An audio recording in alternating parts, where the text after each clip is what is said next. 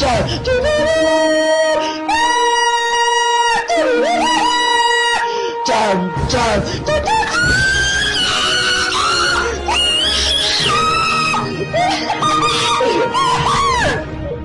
dia, boa tarde, boa noite, queridos estudantes. Sou eu, professor Fred Cortes, para mais uma aula do melhor canal de história do YouTube, que é o canal do Dom Fredon, beleza?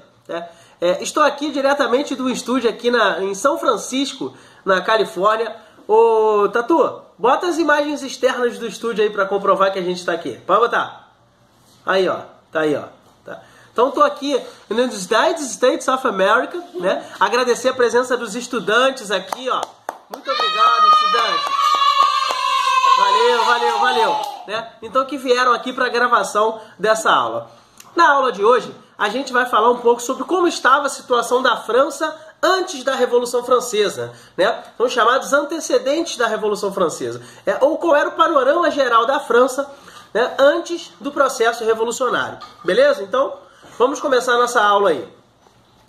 Em relação à economia, a França se encontrava numa grave crise econômica, né, motivada, aí, entre outros fatores, por alguns conflitos nos quais a França havia se envolvido, né? A questão de um conflito direto na qual a França se envolveu com os ingleses, na chamada Guerra dos 7 Anos, que ocorre no continente americano, na qual a França é derrotada, né?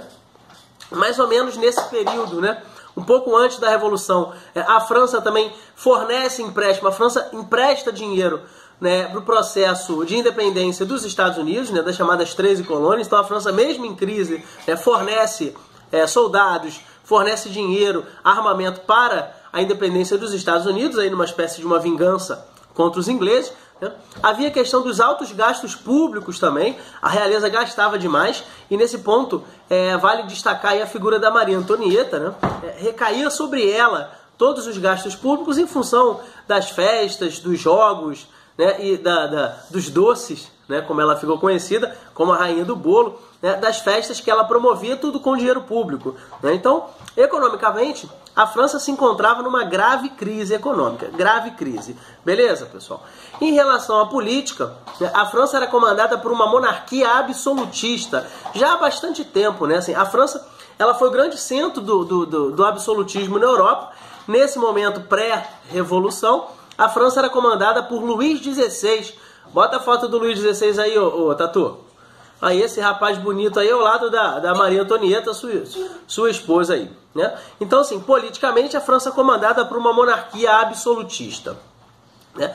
Agora, talvez o ponto principal aí para a gente entender essa França pré-revolução seja a questão da sociedade francesa, né? Sociedade francesa, sociedade estamental. O que é uma sociedade estamental? É uma sociedade no qual ela vai ser dividida em estamentos ou ordens, né, ou ainda estados, como costuma se falar, né, em que a mobilidade social era praticamente impossível, né?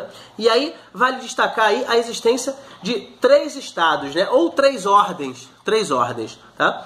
O primeiro estado formado pelo clero, né, os religiosos. O segundo estado formado pela nobreza. A nobreza, aquela camada da sociedade que vai apoiar e vai receber os benefícios de apoiar o rei. E o terceiro estado, composto pelo restante da população. Em alguns registros, chega-se a falar em 97 a 98% da população. Ele era composto por camponeses, trabalhadores urbanos, né, os chamados sans-culottes, e também pela burguesia, né? A burguesia é aquela classe social francesa economicamente muito forte, né? Entretanto, não tinha poder de decisão, né? Ela não tinha poder político. Tudo bem, pessoal? E representando aí esse terceiro estado, vale lembrar, esse terceiro estado era o único estado que pagava imposto, né? Portanto, o primeiro e o segundo eram isentos do pagamento de tributos. Tudo bem, pessoal? Portanto, a França, antes da Revolução, se encontrava mais ou menos dessa forma, economicamente em crise, né? Politicamente comandada por uma monarquia absolutista, né? E a sua sociedade composta aí por esses 3 estados, né? Vale lembrar, é muito importante lembrar, já vai a hashtag dica do Fred, a questão da burguesia nisso daí. Então, a burguesia economicamente muito forte, né? Entretanto, ocupava o patamar mais baixo da sociedade. Tudo bem, pessoal? Tá? Então, para tentar solucionar esse problema econômico, o rei Luís XVI convoca a chamada Assembleia dos Estados Gerais, né? Então seria uma reunião, era uma reunião com representantes dos 3 estados para decidir o que poderia ser feito. Nessa Assembleia, representantes do primeiro e do segundo estado entendiam que, para que a França pudesse solucionar essa crise, nada melhor do que aumentar os impostos sobre o terceiro estado. Entretanto, os representantes do terceiro estado, insatisfeitos com essa prática, né, se retiram da Assembleia e formam aí uma espécie de uma Assembleia paralela, né, dando início aí a um episódio que vai ser responsável por começar a Revolução Francesa, que é a chamada Queda da Bastilha, ou Tomada da Bastilha. Bota a foto da Bastilha aí, Tatu.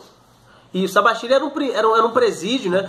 Era uma prisão política, assim, na verdade, não era qualquer preso que era encaminhado à Bastilha, mas aqueles presos que discordavam do sistema político francês. Então a Bastilha era um símbolo do absolutismo. Portanto, quando os revolucionários tomaram a Bastilha, ou seja, quando os revolucionários invadiram a Bastilha, né, simbolicamente queria dizer que eles assumiram o controle político da França. Tudo bem, pessoal? Então, a queda da Bastilha, no dia 14 de julho de 1789, é que marca o início do processo revolucionário francês. Tá? Espero que eu tenha ajudado vocês, né? Um efusivo aperto de mãos e passar muito bem. E aí, ficou bom, Tatu?